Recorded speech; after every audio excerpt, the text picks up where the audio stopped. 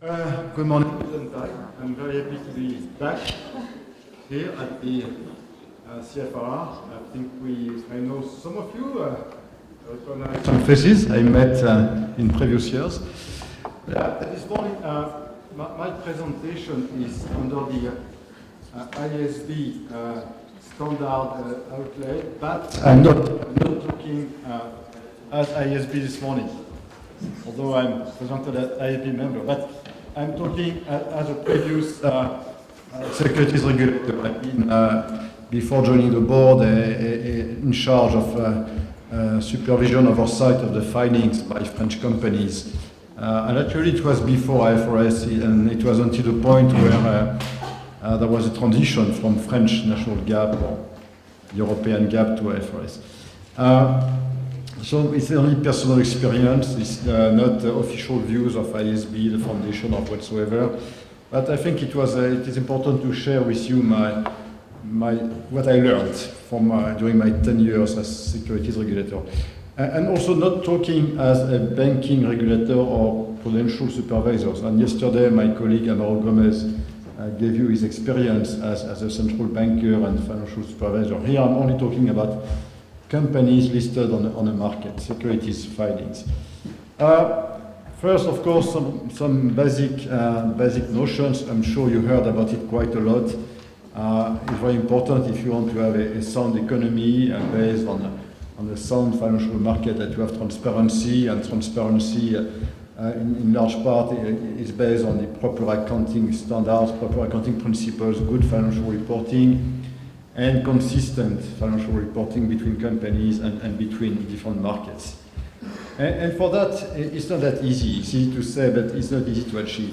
Honestly, it takes a lot of efforts to reach a degree of proper financial reporting. Even in very developed markets, it's not always easy to find. And that is based on a combination of different factors. Accounting is very important, but if you think of the overall picture of the financial reporting supply chain, you see there are many different factors, and accounting standards is only one part.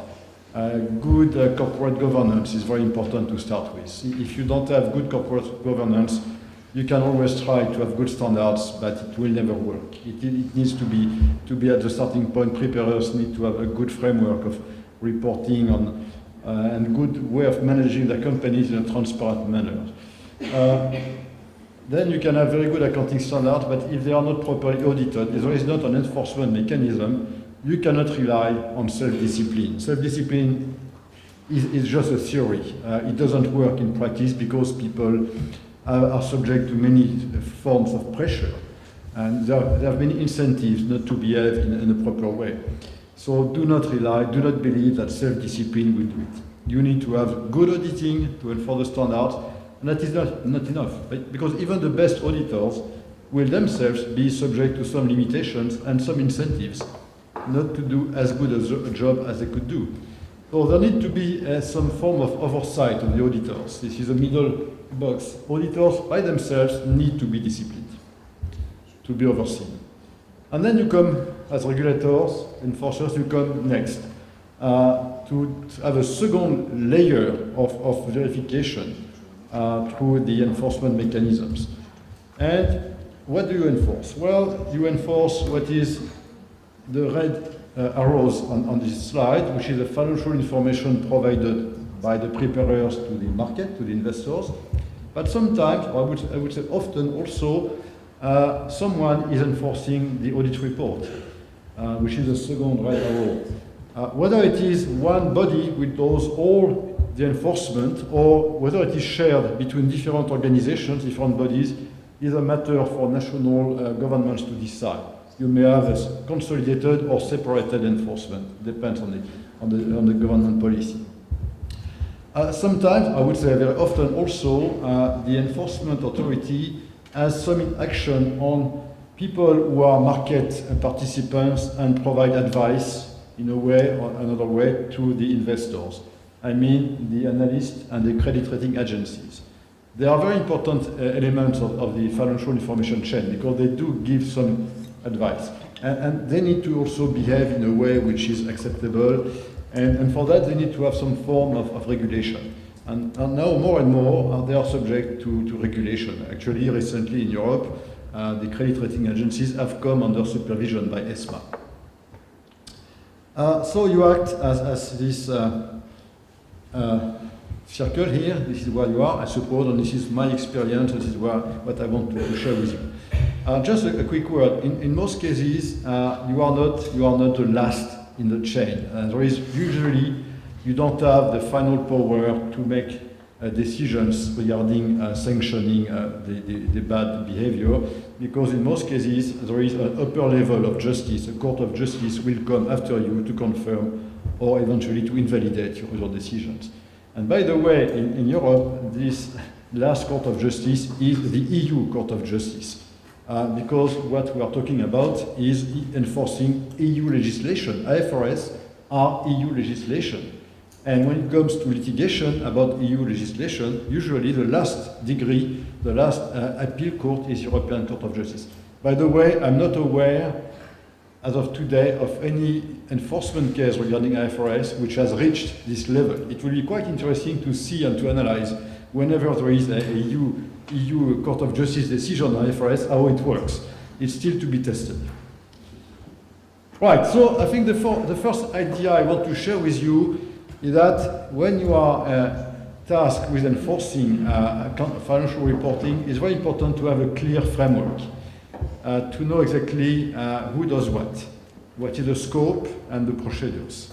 If you don't have an established framework to act with, your actions will be a bit hectic. And so if you are starting with something, ask yourself, or your government, your administration should ask a couple of questions and should have a clear answer. Who does what? Who does what? Who has an authority for what? For instance, who is in charge of the auditor's oversight?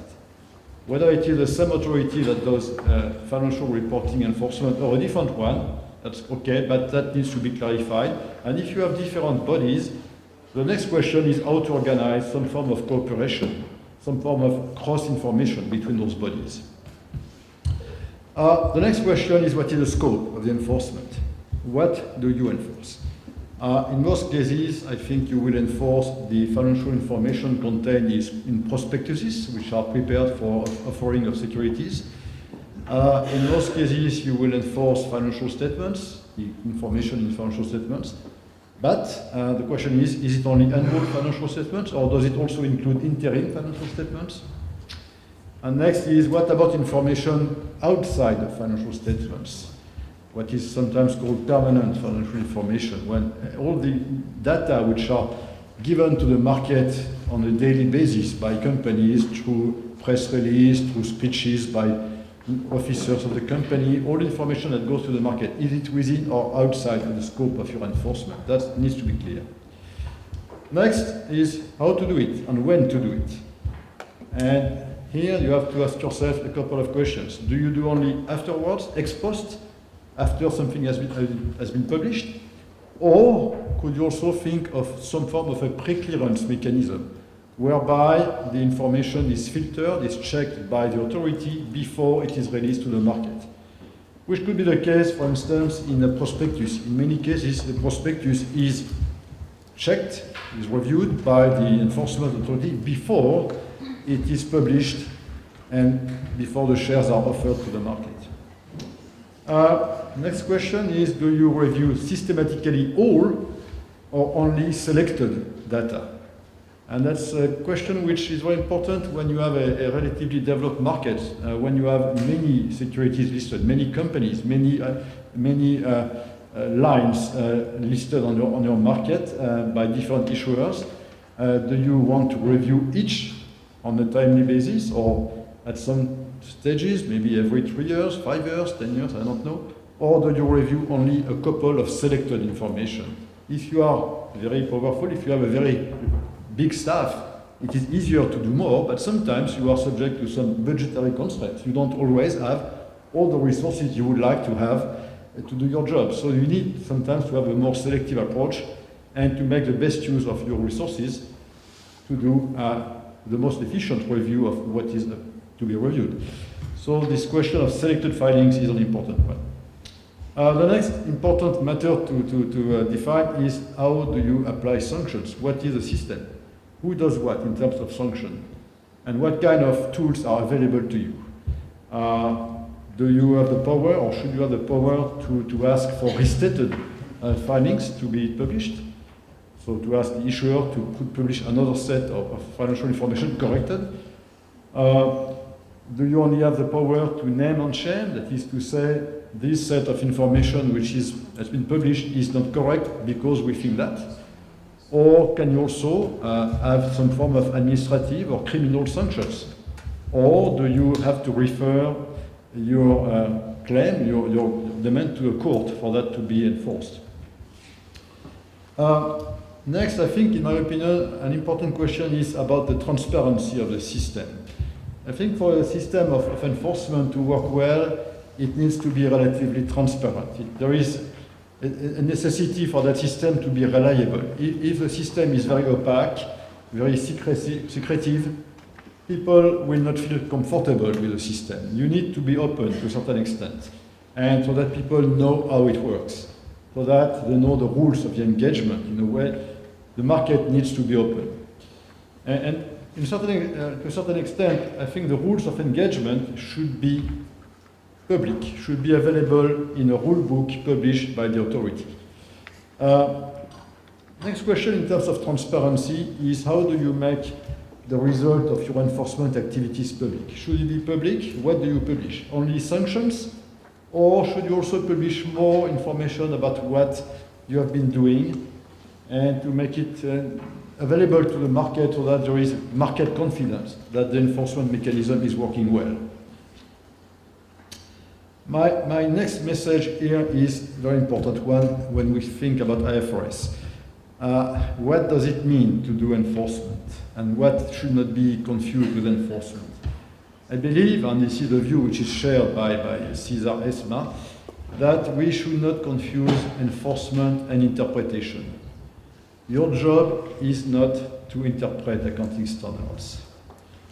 You should not also do some form of second guessing of what preparers have been doing when it comes to their accounting estimate. And this is highly difficult. Why? Because in most cases, you come in your enforcement job afterwards. You come 1 year, 2 years later. And of course, afterwards, it is always easier to have an opinion on what should have been done. At the time, it's sometimes difficult to make, at a point in time, an estimate. When you come a couple of years later, you can say, oh, but it should have been like this, because you know afterwards. But you have to put yourself in the situation of the ones who did their accounting estimate at that time, and given what they knew, not given what you know 2 years later. And that is extremely difficult because there is a natural tendency to use hindsight and to say, well, I think today that this loan should have been provided by 50%. Yes, because you know it now that the loss was 50%. How could you know that 2 years earlier? That's a big difficulty. Now, when it comes to IFRS, there are some additional challenges. What I described yesterday on the previous slide was probably true for any enforcement, any accounting standard. Now, when it comes to IFRS, what is unique is that you have to combine EU legislation, which will be common to everyone, which is common to everyone when you are part of the European Union, or when you apply a system of IFRS, this kind of legislation, regulation is same for everyone. But the enforcement powers, so far, remain with national authorities. So you have, for instance, in Europe, 27 or more national authorities enforcing one common set of rules. And that is extremely specific. If we don't have some forms of harmonization, coordination, cooperation, there is a big risk that each national authority will develop its own way of applying the standards. And then the consistency, the comparability of financial information will be impaired. So it is extremely important if we want to have the benefits of a common set of standards, that the way they are enforced is very harmonized, very consistent throughout the different countries. Easy to say, not easy to do. Because when you are in your office with your team in your country enforcing a set of standards, your natural trend is to do it your way, how you think. And you tend to forget very easily that what you are enforcing is not national law, it is international law.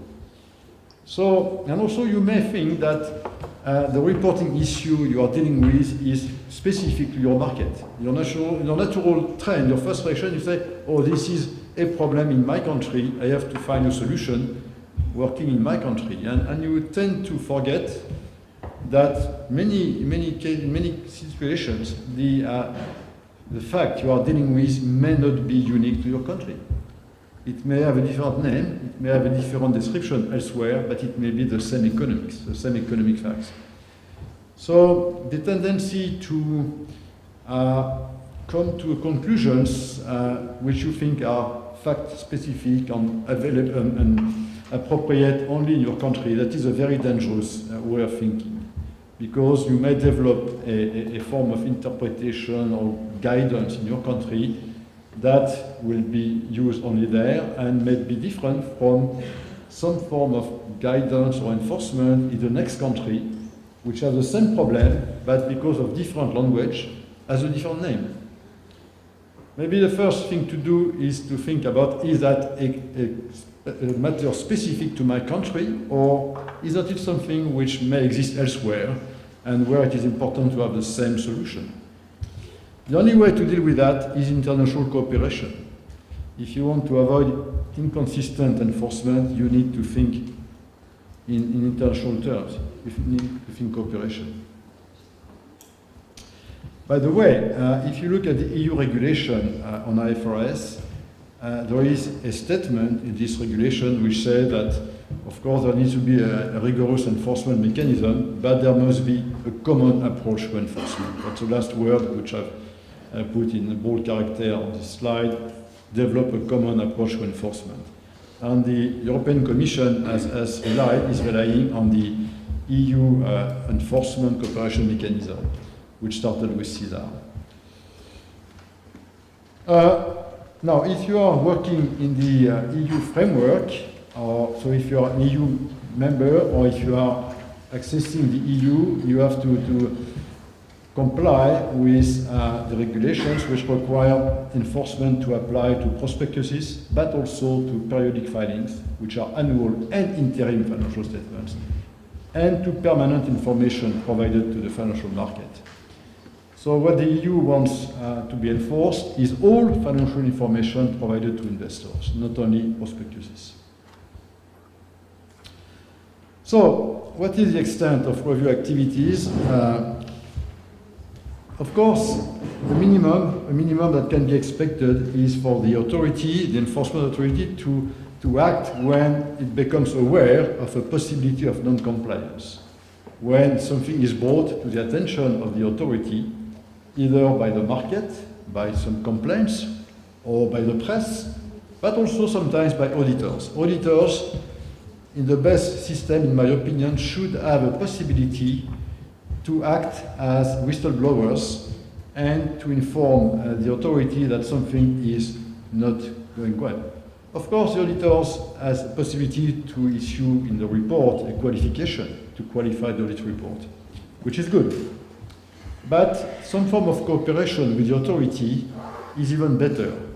To inform the authority or to ask the authority about some form of action is even better. So that's difficult to put in place. I encourage you to have a look at the French system, which was put in place in 2003.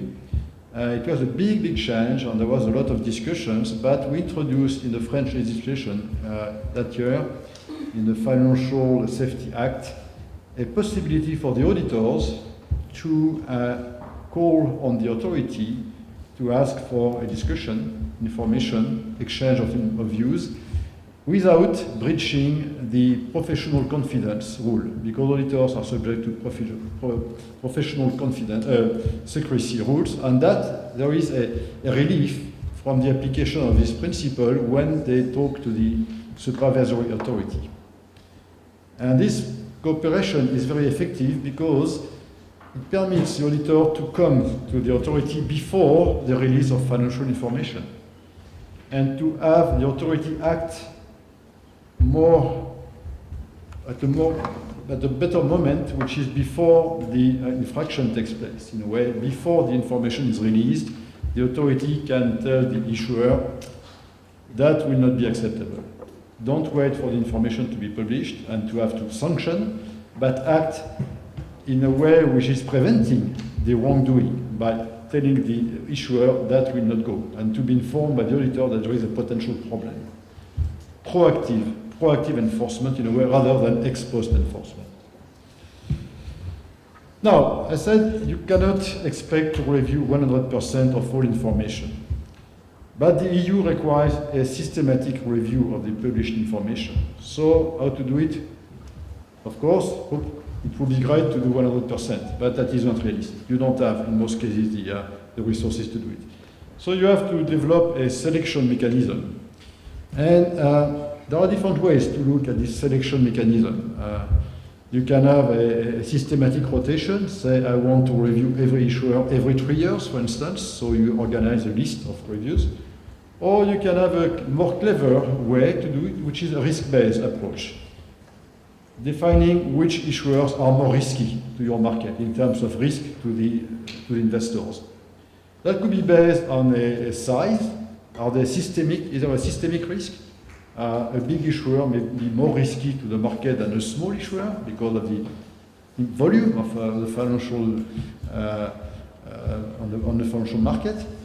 Or you may have a market segment approach, saying I want to review the big market, the big board every year, and I want to review a secondary market only every 3 years.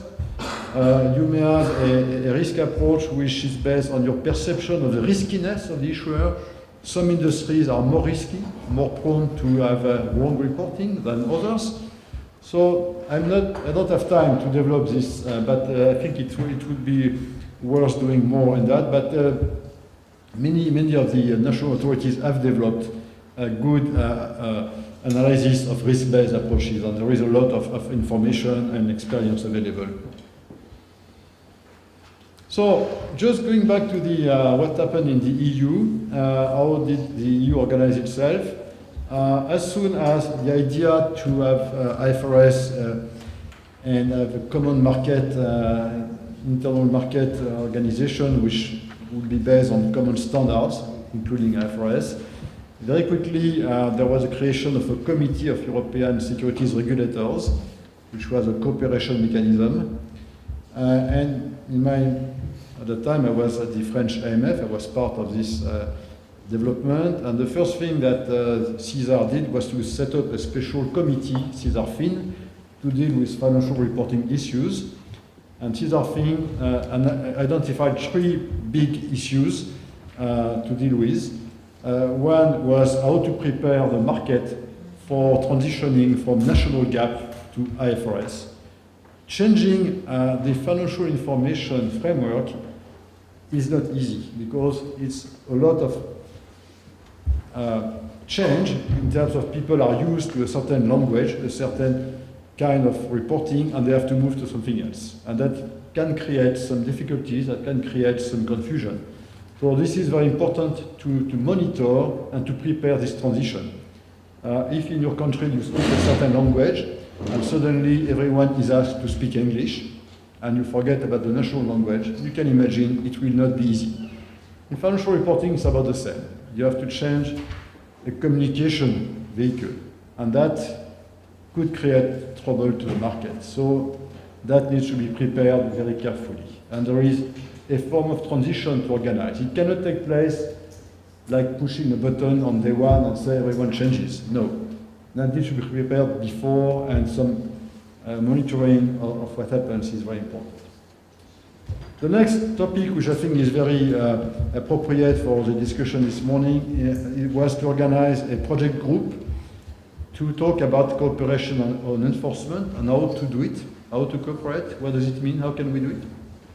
And the third group was to participate on the development of the standards by giving IASB some advice from the market authorities on the quality of the standards which were being developed by ISB. This organization has continued relatively unchanged under the new ESMA, which was organized in 2011 to succeed CESAR. And you find, maybe with different names, the same subgroups or subcommittees within ESMA as you had within CESAR. So when the project group on cooperation started its work, the first two initiatives were to develop standards on enforcement, to have a common understanding of what enforcement means.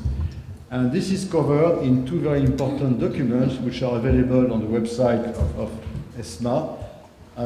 Statements number 1 and 2, which I think have become standards on enforcement, which define precisely what enforcement should be and should not be, and also how cooperation and coordination of enforcement can take place. And after those standards were published, the next initiative was to actually begin to do it. Let's implement that. And the implementation took place through the creation of something which is still working today, and some of you participate in it, because last week I was participating in a meeting with the ECS, and I saw some faces which are here today, to have regular sessions where enforcers share information and share views based on their experience in enforcing. So-called enforcers coordination sessions. Okay, I think I don't have time to go into the detail of the standards, but I encourage you to have a look and to base your developments if you want to organize something in your country using this very good practice which has been summarized in those standards. The enforcement activities are made available to anyone who is interested in it by a database of enforcement decisions, which is available to the members of ESMA, ex-CESAR now ESMA. And some are published and made available to the public at large. Why? Because it was felt that publishing the most interesting cases of enforcement would be a good tool for developing understanding of IFRS, how they apply in practice, what difficulties are met, and how the enforcers deal with difficulties. So that the preparers, the auditors, and anyone who has an interest in the financial information can really look at real cases and find some materials which can help in similar cases. The drafting of those decisions which are published is very carefully done. It's not, again, about creating a layer of interpretation. Each decision is factual. It is based on a given set of circumstances. So it should not be taken as a general statement by the enforcers, which it is not purported to be interpretation, but it can be useful still, because someone can find a similar situation one day, and it can be helpful for the enforcer faced with the situation to look at what a colleague, a fellow enforcer, has been doing. And especially if it has been discussed through ECS with other enforcers, it becomes a form of consensus, a common view about how to deal with the situation. So this is very important to be, for you to have a look at the contents of those published decisions. Okay, so let me skip that, the content of the standard. I encourage you to look at it.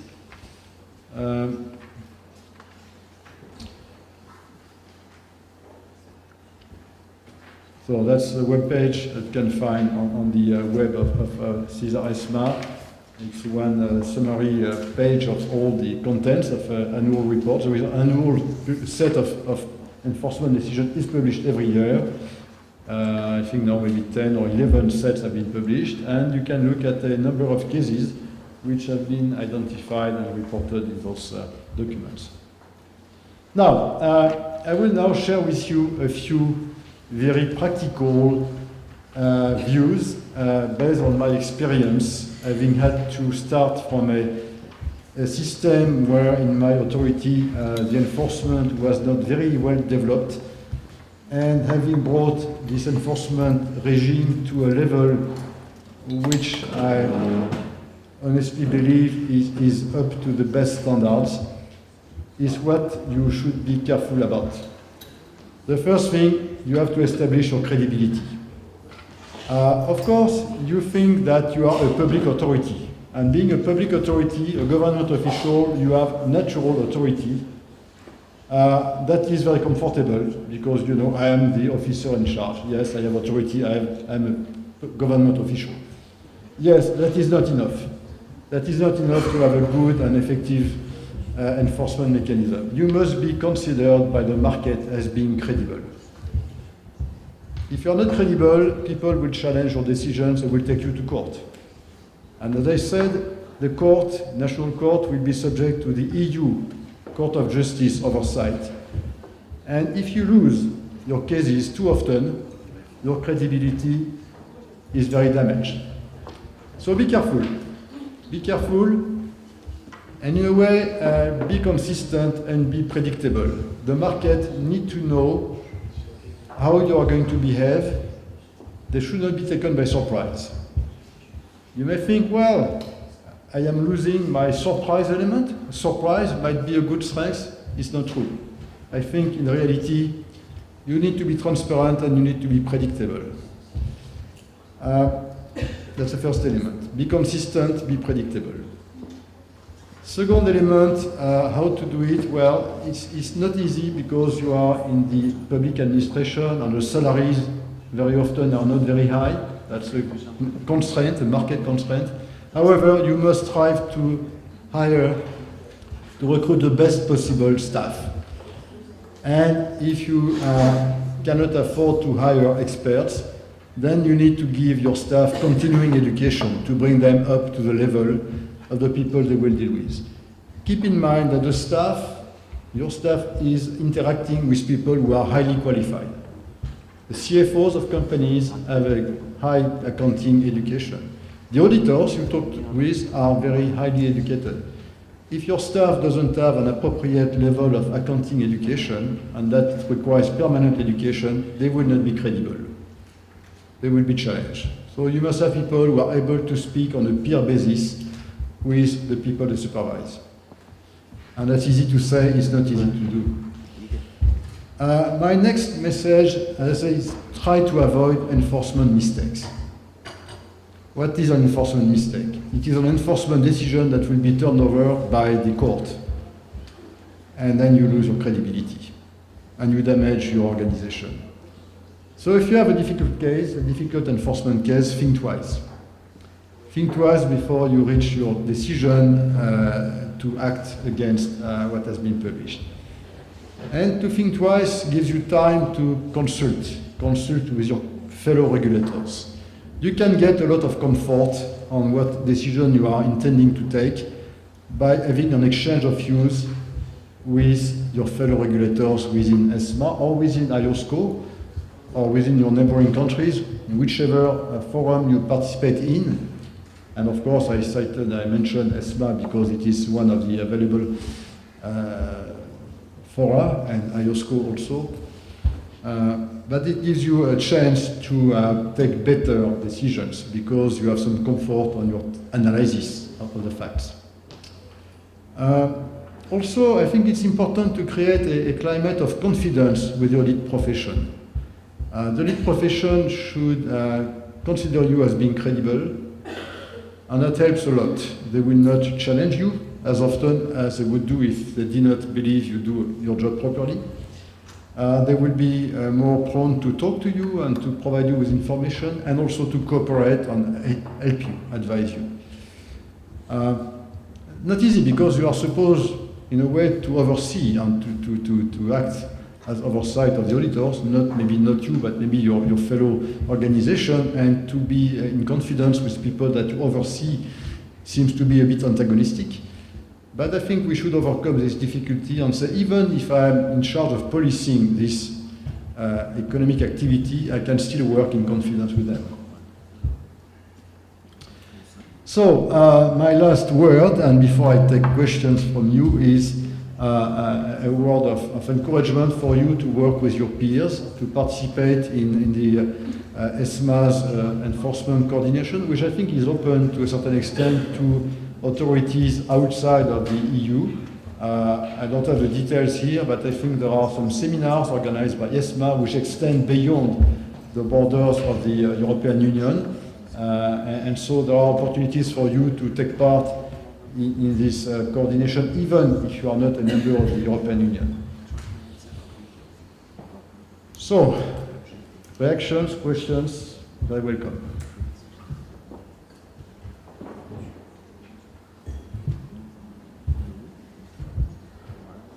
Let me start by saying thank you, Philippe, for this wonderful presentation.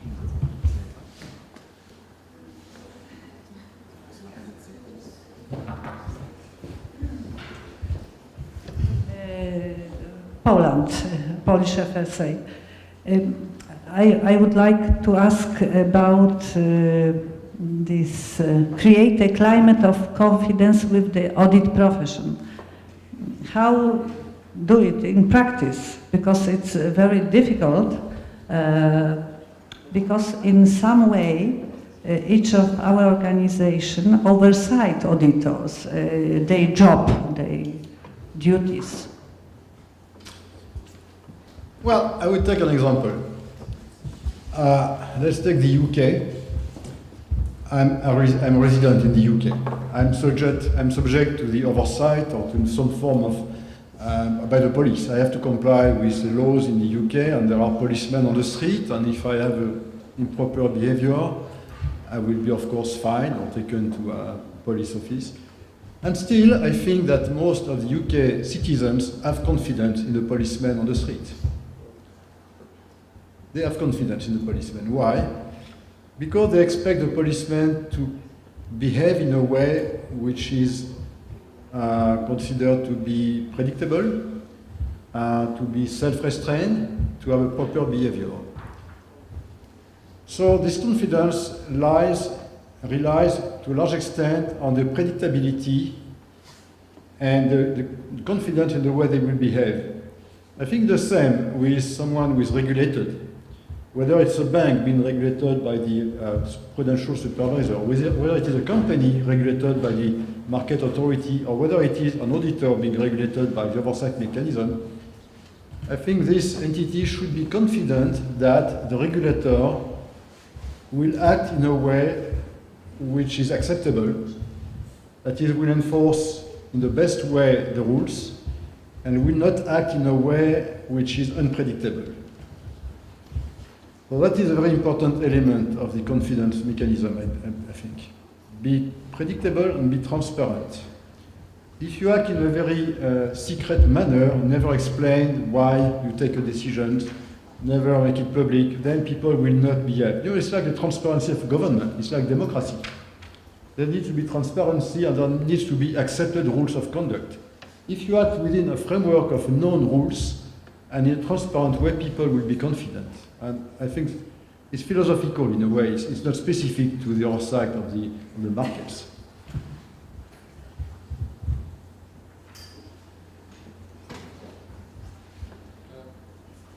Maybe more specifically, what can be done with the auditors? Because the approach can be, having meetings with the profession. I think it's interesting to basically interact with the Chamber of Auditors during seminars, sharing the views from the risk, the general risk approach, and then there can be some bilateral organization.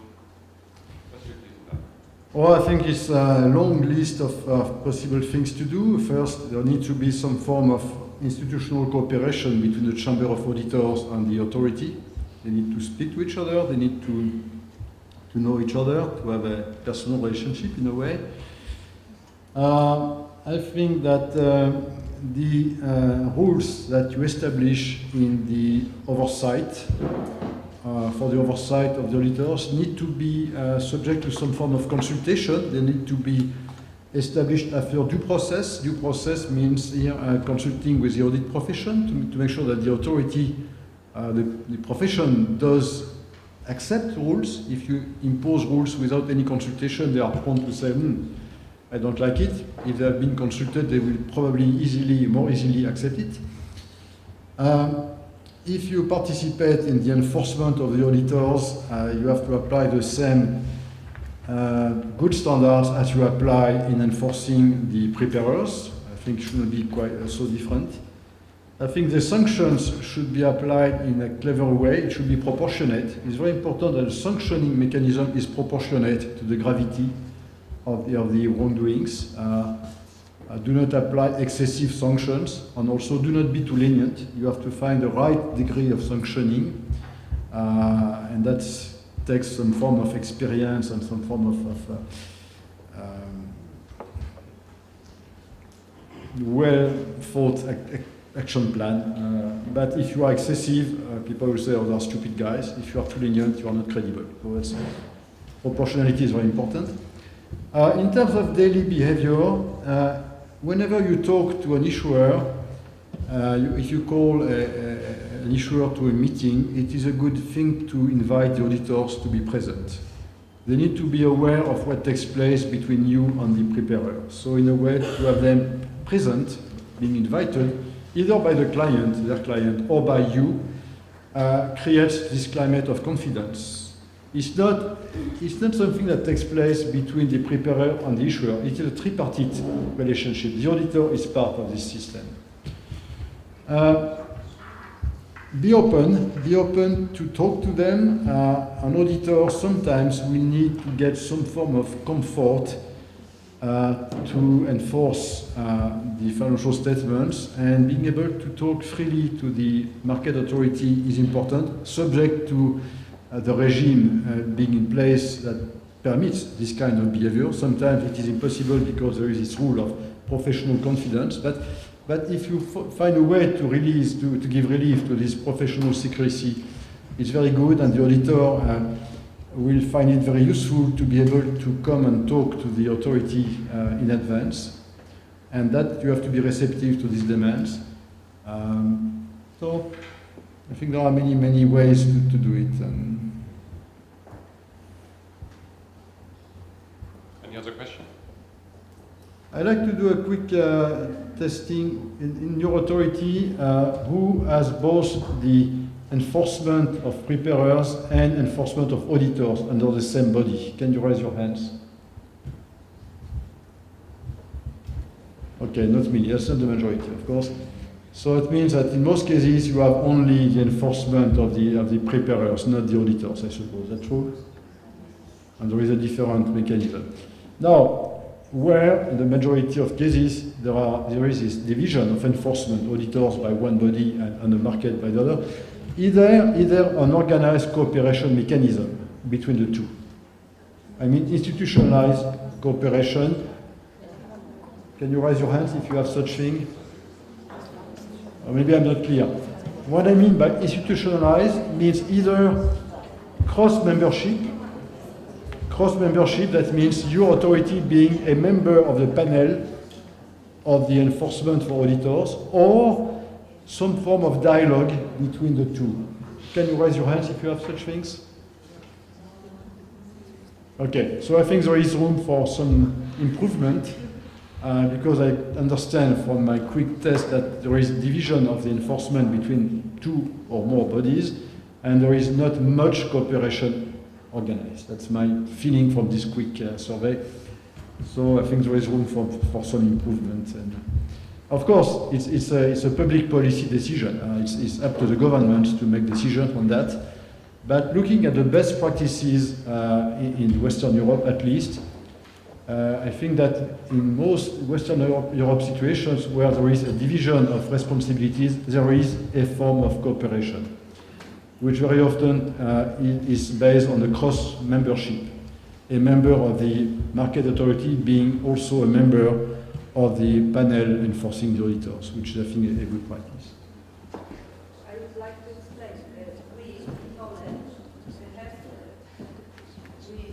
in Poland have a separate organization oversighting auditors, but our organization has two members in dead body in the board. Yeah, that's what I call cross membership. Yeah. Right. Any other question? Okay. One there. So we have regulation on cooperation with external auditors. So it's based on Basel Committee publication and also relevant 1004 standard of International Accounting Standards. So we were discussing this issue with auditors. So they were saying that they need more independence. We were saying we need more leverage. So we simply just copied statements from your statement. Very important issue about, in many countries, about the independence of the auditors, how much the auditor needs to remain independent. So I think maybe that's about your point. Yes, that's a point, but I think independence should not be treated as auditors only doing their job and not sharing information with the regulators. Because, like, to give you one example, I'm not sure whether we have time, but just one of our banks, they just changed the legal structure and they exchanged their shares. So, and in part where the shares were bought back, so this should be deducted from the regulatory capital. So they said that since it's now it's new holding, so they have new asset, and they increased their regulatory capital by this bought back amount, which for me is a nonsense because nothing changed. And furthermore, we do have explanation from Ernst & Young that this is right and this is in accordance with international accounting standards. I will never understand this. Of course, we deducted this back, but I don't know. Do we have further leverage? Like, can we ask you? Can we ask board? That is it normal? Thank you. Well, the board is establishing financial reporting regulations, not prudential regulations. So your view of whether a given structure or reorganization creates or doesn't create regulatory capital, it is up to the banking regulator to decide. We have a view for financial reporting. It may be a good basis to start with for the prudential supervisor, but the prudential supervisor may want to apply a filter and decide that some form of capital is not capital, or some form of assets should be written off, like goodwill, for prudential purposes. You may have a goodwill which is an asset for the standard setter, but is not an asset for the prudential supervisor. Now, for auditors' independence, I think yes. When we talk about the framework here, of course, the auditors have to apply standards of technical standards, how to audit, but standards of competence, professional competence, education, and standards of independence, ethics, the code of ethics. And the enforcement of auditors usually applies to all these different sets of standards. And the oversight authority will, of course, most cases, be tasked with also overseeing the independence of auditors. I don't think that this notion of independence is against the cooperation with financial authorities. I think it has nothing to do. You can have a very good cooperation between the auditors and the enforcement authority and still have auditors remain very independent. Because in the end, their opinion is their opinion, and they have all the power to issue an opinion with or without consulting with the market authority. They just get more confidence. And their independence vis-à-vis the client is not impacted in a way by the ability to talk to the enforcement authority. I would even say sometimes it does strengthen the independence of the auditor. Because you know, the auditor, before I was a market regulator, for 20 years I was an auditor. I was a partner with an audit firm. And I have experienced personally how difficult it is sometimes to remain independent. We have a large client, which is very important for your firm, to your firm.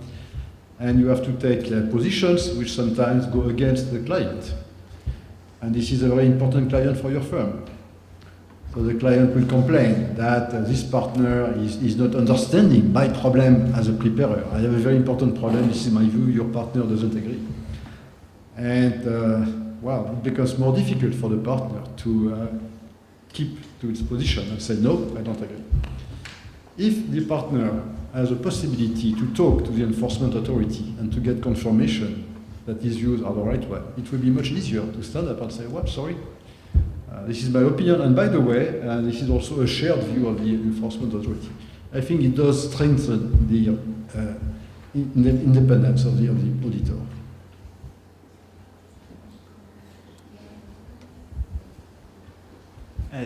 Just in this informal quick survey, just to mention that in the new Basel IV Principles and Standards, as it was in the previous one of the essential criteria in Principle 27, which deals with the role of the external auditor, is the capacity of the banking supervisor to influence, not in the performance of the auditor, but in the assessment of its technical competence and independence. So I don't see any trade-off here. Actually, I think that a good banking supervisor wants independent auditors. A good one, good supervisor. I could add to that when in 2003, when the French market securities was participating in the reform, the financial security reform, which, by the way, was just 1 year or 2 years after Sarbanes-Oxley, and we took a lot of examples from Sarbanes-Oxley legislation. And when we introduced this cooperation between auditors and the market authority, we took as a basis the situation that applied in the banking field, where the bank auditor had a duty to talk to the bank supervisor when there was a problem. There was a duty to alert the banking supervisor. And we said, if it works in the banking field, why shouldn't it work also in the market, on the market for market participants, for the listed companies? So we applied a system for the market participants, for the companies, that was similar as one applying to the auditors of banks. If I may, of course, I fully agree. You want to have independent auditor, but again, the question is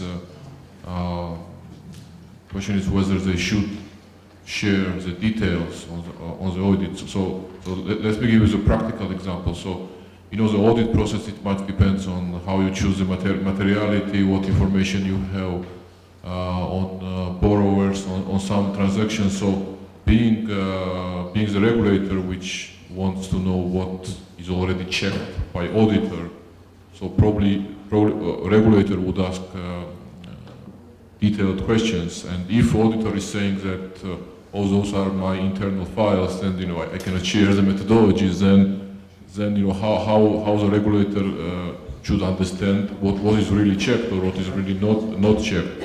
Also another point, I think, on the transaction with exchange of shares can be fair under IFRS standards, I don't know, but I would expect auditor to say that, okay, this is fair under IFRS standards, but might be of your interest, because this might be something that you might call prudential filters, and please be aware that this kind of transaction is in place. That's, I think, together with sharing the internal files, because otherwise we will never understand what is checked.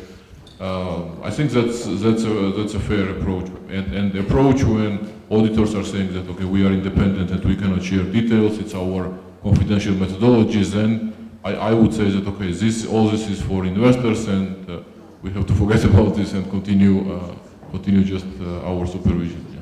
I think it's very important not to confuse two aspects. One is, as part of the oversight of the auditors, there is usually a quality control mechanism which reviews the quality of the audits and which reviews the audit files. That's part of the oversight of auditors.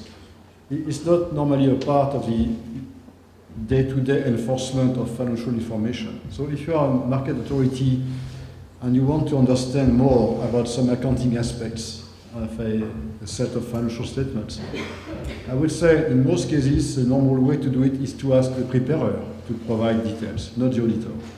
The auditor should not be taken as a provider of information in lieu of the preparer. The normal way to do it is ask the preparer to share with you the details of how they computed the allowance for depreciation of loans, or how they did impair the goodwill, what are the detailed inputs for that calculation. If you ask the auditors, you would say, well, sorry, I'm not preparing the financial statement. My client is preparing, they should give you the information. So that's the normal way to do it. Now, you may be provided with some information by the company, and you may want the auditor to confirm that this is something they did review during the audit, and it's not a good story which is told to the authority, that it is actually what they looked at. And they may say, okay, this information we think is what we knew. It's not something they invented for you. Now, as part of the audit oversight of the quality control, then the review team, which does review the quality of the audit, may go into the details of the files, and that is normal because it's part of the normal quality control mechanism. I'll take one more question. Just one very small comment. So this is exactly what comments I received from our external auditors, and let me say that I strongly disagree. Why? Because it's not that we require them to explain to us, how the financial statements are prepared. We can ask bank. We are requiring them to explain what they have checked. That's different, because you can have lots of financial statements and only part of it is checked. Because for me as a regulator, it's important to know what is already checked by somebody and what is left. So I will never understand this if auditor would say that, sorry, but I'm not preparing anything. I am just, I think you are in a framework whereby the banking supervisor also enforces the quality of the audits of banks, which is different from others, where if you don't have the power to enforce the quality of the audits, then you cannot expect auditors to provide this kind of information. Okay, I come from a small market. We are not still member state, but we are an applicant to become a EU member state. And I come from the insurance supervisory authority in my country. And on our small market, that is still in the phase of development, we have cases where several insurers are owned by only one investor, coming from EU member state. And